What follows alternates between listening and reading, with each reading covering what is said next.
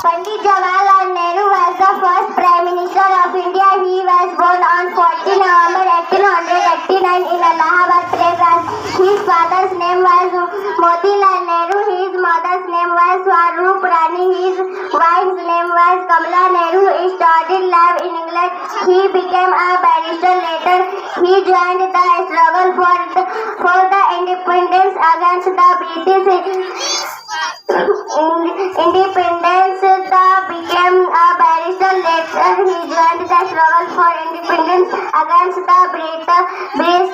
He went to jail several times. He was a follower of Mahatma Gandhi. He became the Prime Minister in 1947. He worked hard for the progress of the country. He wrote many famous books. He awarded the Bharat Ratna in 1955. He died on 27 May 1964. He died